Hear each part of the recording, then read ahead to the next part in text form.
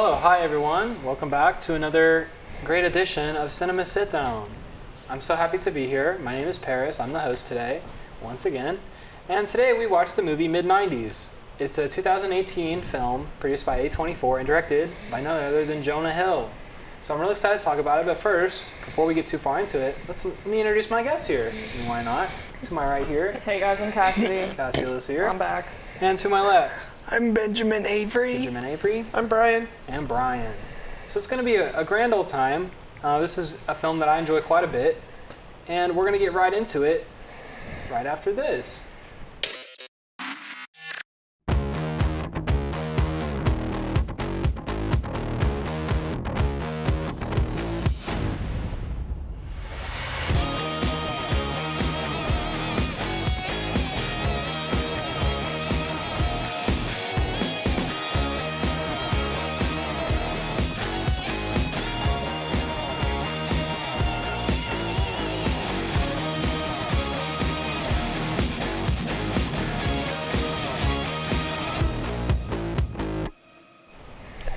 Alright, so as I previously mentioned, mid-90s, this is a movie that I enjoy quite a bit. And if you're a dedicated Cinema Sit-Down viewer, you'll know that a lot of the movies that I end up picking are very focused more on style and aesthetic choices rather than substance and plot, which is just, because I just hate storylines, I guess. But Not for you. Other than that, I'd like to just open the floor up to some initial thoughts. What better way than just, what are your first impressions here? So, Cassie, what did you think of Mid-90s? Mid-90s, yes. So I've seen this movie once before. This is my second viewing. And I liked it the second time significantly more because the first time, low-key, a lot is happening. Yes. There's a lot of things going on, not a lot of direction. But when you know what's going to happen, you can just kind of focus on the fluff a little bit more. So I really enjoyed it upon a second watch. And I liked it even more than the first time I saw it. So shout out to Mid-90s. All right. Ben, what did you think of Mid-90s? I hope I'd be like Cassidy because this is my first time watching it. Mm-hmm. And to be honest, there's too much profanity and I didn't really pay attention to it. That's all right. That's to be expected, The 1990s were just a different time. Mm-hmm. So, Bryan, Mid-90s? This movie was... I want to say that it's hard to watch. Mm. I enjoyed watching it, but there's some very hard to watch circumstances. That's fair. I'll agree. Yeah. That's very fair. Yeah, I'll definitely agree with that. There are some, but that's also one of the things that I kind of like about it is it takes a very real approach to these characters' lives and kind of just what they're all about. I feel like at times it almost borders like documentary for me because especially one scene that sticks out to me is like halfway through the film, or not, maybe more towards the beginning, but when they are skating around the place and there's like all these skaters and then they're just having this conversation with this guy about how he's trying to get off the street, and it's just this like the film really just slows down and it kind of takes this documentary approach. There's some other times in the film where it does that as well. So I think that's one of the things that I really like about the film is just how it it just has a very real take. It doesn't pull any punches. It's just like, here is life. And when the overall plot isn't necessarily like the most captivating, I feel like that approach really worked.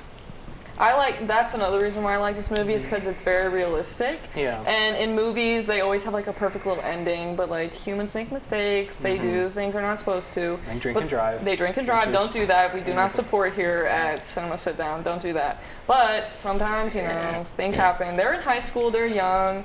And at the end, they show the film reel that fourth grade's been working on. Mm-hmm. And it's just like, at least they still have each other. Exactly. At least they still have that bond, whether it's good or bad. It's still nice to have that like family unit from wherever you can find it. One thing that stuck out to me is Bryan was questioning this when they were yelling and cussing and hitting each other. Mm-hmm. What was that for?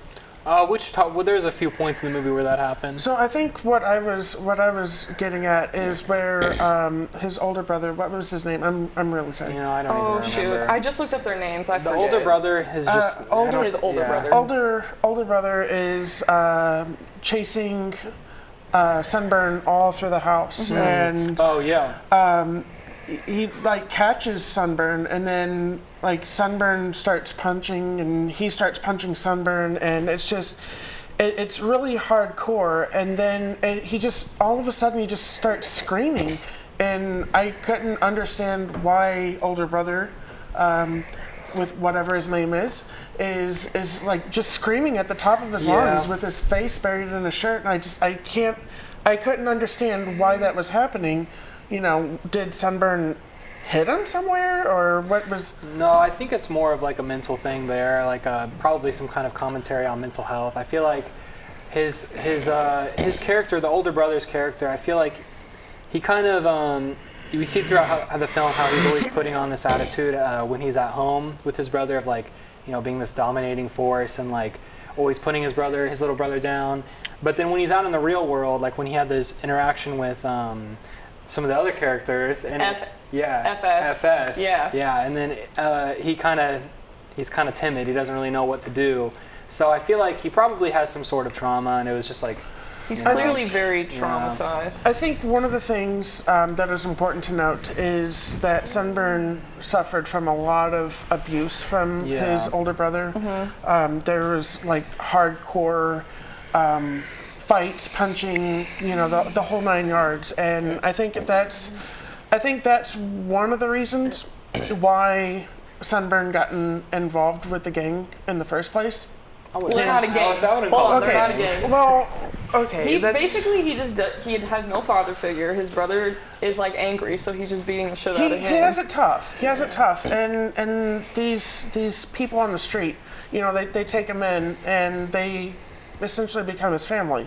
Yeah. And so I think that's where, you know, his home life could be a lot better between the abuse from his older brother, the no father figure, like you said, and I guess the mom that, let's be honest, she lacks caring for the most part. Okay, fair enough. She definitely cares, but she's not really home. She's a single parent, and the older brother said that she used to be a lot different before Sunburn was born. So he's got all kinds of mom trauma too that we didn't know about. Yeah, but I think that's kind of the central theme in a way of the whole movie is like how all of these people. I mean, we see this in the scene where Ray and Stevie are like having their little bonding conversation moment after his mom kind of blows up.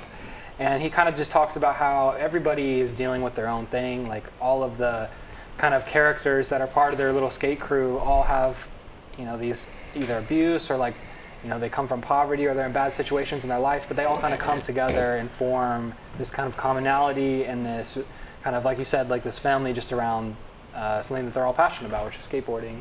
And let's talk about how the one time that mom was really present was I guess trying to stick up for him, being that kind of mom figure. Yeah. But what she did was she went and basically just told off his street fam.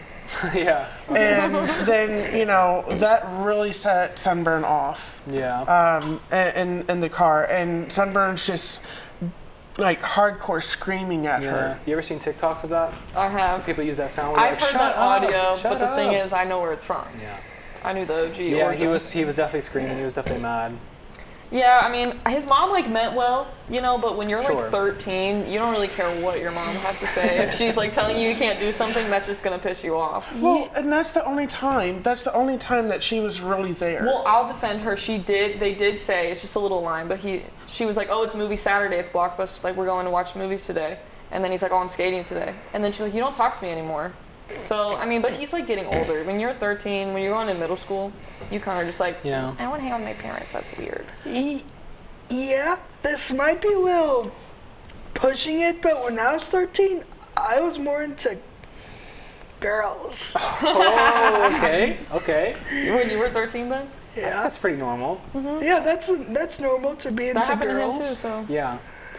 Going off of that though, other aspects of the film, I feel like we've kind of touched on the thematics of it. Visually, I think one of the things I appreciate the most about the film is how authentic it is to the time period, the way that it's shot, the music that they use, The language that they use, just kind of the whole aesthetic is, you know, for lack of a better term, it's just in the mid-90s. Mid-90s. You know, and I just think that the care that they took and the just all the, I don't know, yeah, just the care and the importance that they put on keeping everything authentic. You know, the way it was shot on film and everything. So I feel like that was cool. That's a lot of movies. You know, with every movie, you want to have that authenticity to it. Yeah, but I feel like the time period of this one specifically was like kind of the big thing. Like the movie is called mid-90s, so the way that they took the extra care to like just everything with like they could have easily shot it in like 16:9 aspect ratio or something, but you know, sticking with the 4:3 aspect ratio and keeping it on film and using techniques from the time, or like film techniques from the time, I thought was really good. So here's a question for you. So there's a lot of different ways that they could have went with the story to highlight the mid-90s. Why do you think they chose this particular story? Well, I feel like it was definitely a direction choice from Jonah Hill. I feel like growing up, and just, I mean, in that time, like on the West Coast, I feel like skateboarding was just such a huge thing, and, you know, I mean, I feel like they touched on other things too. Skateboarding is kind of the main thing, but like, especially with like the music used, like there's a lot of hip hop influence and, you know, grunge influence, so, I don't know, I feel like it was definitely, obviously Jonah Hill growing up in the 90s, so it was definitely probably a bit of a passion project for him, but to be honest, I don't know. You know what's odd? What's that? I watched this whole movie just when you did, just like 15 minutes ago. And I don't know any of the characters' names. Well, that's Sunburn right there. Yeah. Stevie. So now you know one. Actually 13, by the way. Yeah. Like in the movie and in real life when they filmed it. And Really? one thing I just do not understand is, sorry if this is a little too far, but why was a 13-year-old having activities, like sexual activities with like a 19-year-old? I mean, their ages aren't really ever explicitly said, but I feel like they probably put that in as some kind of commentary on, you know, something being taken advantage of. I think that's kind of the point, is that she's like supposed to be older and it's supposed to be weird and make you kind of uncomfortable. Because like I said, it's real. It kind of takes that more of like a real, raw kind of approach to the story. So, you know. He's just like kind of because his friends are also his friends are so much older than him. Yeah. He's like losing his youth a little bit just because they're older, so he's just like picking up to where they are. And that's also another theme of the movie, is he's always just kind of, you know, doing what he's told and kind of being used by other people. He's being influenced. Yeah, being influenced. So in a negative way?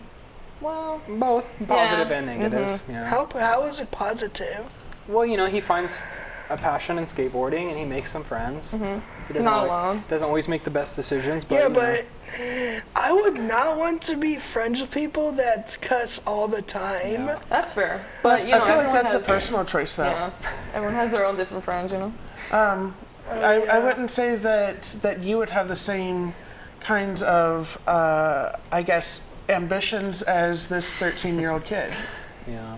Yeah, it's all just about your not environment. 13. I am 9 years older than 13. That's true. So that's a good fair point. I'm almost 10 years older than 13. Don't make me do math. But yeah, anything, I mean, what do we feel about the fits? The fits, dude, the fits are fire. Classic. It's really like, dude, like 90s skating fashion is so simple. I agree. Just wear a baggy t-shirt, have a necklace on, and have baggy pants, and you're basically good to go. Yeah, I would agree. I mean, I think it's kind of disappointing how it's kind of been co-opted, though. It looks very modern in a sense now. It feels modern because that's like how people, like, all like the 90s trendy, are back in style. Yeah, you know, like the trendy people dress nowadays. But it's like, they were just buying things from like thrift stores. I know, and like nowadays it's like that's cool, and like people go and buy it all up, and now there's like nothing there left. Dude, fashion doesn't hold up at all anymore because you can get it all the time, anywhere, any place.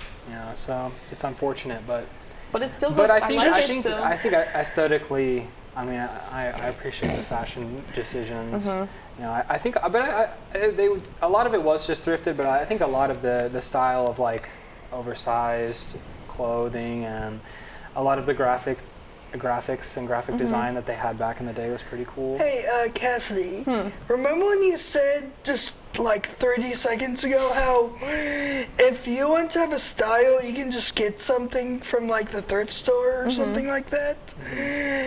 Real life question, do you mean like if I want to get another hat to add to my collection of 85 hats, do you mean I could just go to the store and get one? You definitely could go to the thrift and 100% get a new hat. That I know for a fact. My 86th hat in my collection? I would probably recommend that you you sanitize the hat before you wear it, though. That is, yeah. Always wash your thrifted finds, people, before you wear them. That's the Like, in the commandments, the basic rules. Don't mean to be irrelevant, but I saw a Yankees hat at the thrift store. Okay. Did you get it? And I was thinking on getting it. But you didn't. It was too small. Too small. That happens a Was lot. it a Yankees hat with a 90s logo on it? Ooh. No. It was just a plain Yankees hat. Not from the mid-90s then. No. The other thing that I've touched on recently, or not recently, but previously, was the music. Was another huge thing that I love about this movie. I think the use of music is really great. You know, they have all the classic hip-hop hits. You know, there's a Tribe Called Quest. They had some OGs in there too, like made for the movies. Yeah, exactly. The one when they're about to go to the party, I don't know what it's called. That's Herbie Hancock. Oh, there you go. Watermelon That Man. one goes hard. Yep, that's I a like classic. that That's one from a the lot. Headhunters album, 1973. Little fun fact. Yeah, A little fun fact for the folks. Which that's actually from the 70s. So. Oh. Yeah. But people in the 90s were bumping it. Apparently, I Well, wasn't there. I think people, that was like when sampling was really big. So you know, that's like big in the hip hop community. Was there thing, another so. song in there that you liked? Yeah, that they you had just they had dropped? the Soul of Mischief song in the beginning. You Okay. know, they had a few other good cuts in there. So yeah, it was. I love the music. Did you guys appreciate the music at all? No. Not necessarily. The way you guys just sat there. I guess I'm not into the 90s style of music. I think that, in my personal opinion, the 90s style of music is the least, my least favorite style of music. Unfortunate. Okay. Not a fan of hip hop and grunge, alternative rock. No, if it was mid 2000s, you know, I could get down with You can that. get down. That's fine. Yeah. Any other scenes or thoughts that we want to talk about that stick out? Anything specifically? I think oh no, go ahead. I want to say FS. I can't say his full name. Why not? It's a bad word. Okay, yeah, you're right. But his hair.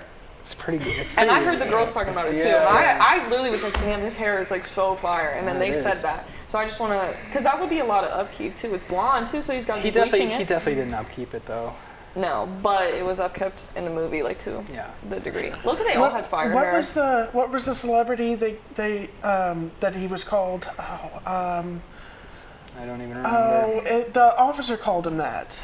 Do you remember? Oh what yeah, was I was gonna talk about that. That was a funny scene though. I don't remember. That scene always makes me chuckle. When he's like, When "Get the outta security here." officer, and he's like, "You're a rent-a-cop." That's funny, dude. That's funny. I don't remember what he says. So I mean, anything else that sticks out? I don't remember what he calls him. I don't so, either. Yeah. So overall, what would you rate the movie? I really, really like this movie a lot. As I watch it a second time, I would low-key give it a 5 out of 5. You were at a 5 now? Are we doing 10 I don't know. or 5? I think 5 works better, to be honest. 5 out of 5. 5 out of 5. Yeah, I'll give it a 5 out of 5 too. I mean, I picked it. This is like the third or fourth time I've watched it, and you know, it's always just a good watch to just throw on. It gives me you know? summer vibes. Yeah, it's definitely very summer. It's very hot in the movie. It's a very warm movie, and I would definitely recommend you just throw it on. You know, especially if you're with your friends or something. What's up, Ben? Go ahead, Ben. I would hate to say this, but I personally did not like the movie. That's all right. It's okay. So I'd give it a 1 out of 5. Okay, but at least got that one. What gives it that one? Just because I don't want to be too negative. Oh, okay. Fair enough. So for me, despite it being so hardcore, I would give it 9 decades out of 10. Oh, that makes sense. That's a good rating. 9 out of 10, because it was the 90s, the 1990s. That makes What was a your lot of guys' sense. favorite year in the 90s? Dude, stop. Mine was 96 because I was born. Okay, I'll say mine was 19. The zeros because I was born then. Mine was 1999. I know I wasn't alive on this time, but 1985. Well, that's the 80s. We'll see you next time. That was mid-90s. Thanks for watching, everyone. Remember to like, comment, and subscribe, and I'll see you later.